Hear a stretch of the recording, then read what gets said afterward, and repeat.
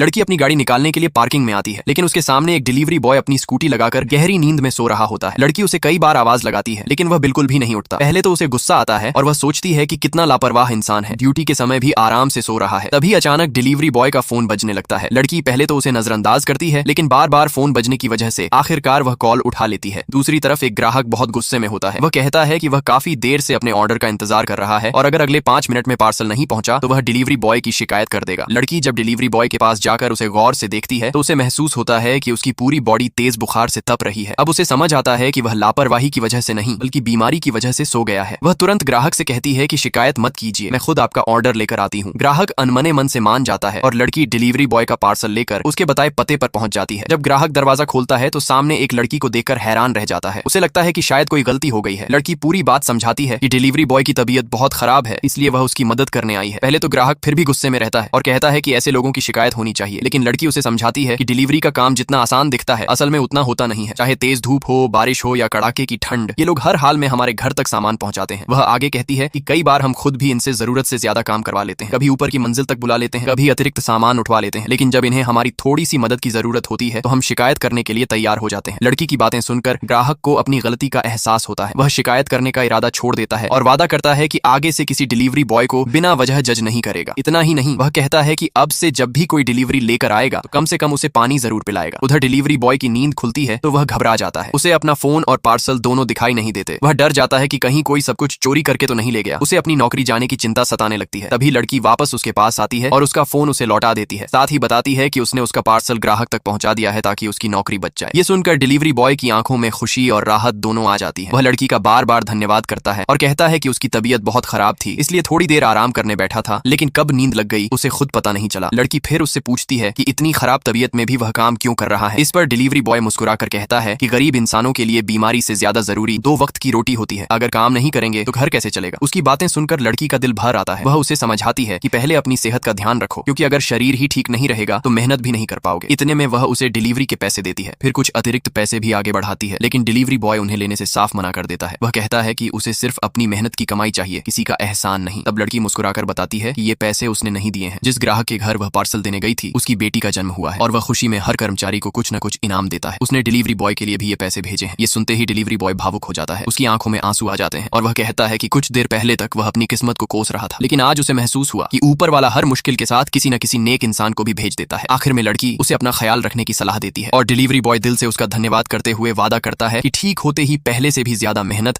और ईमानदारी से अपना काम करेगा।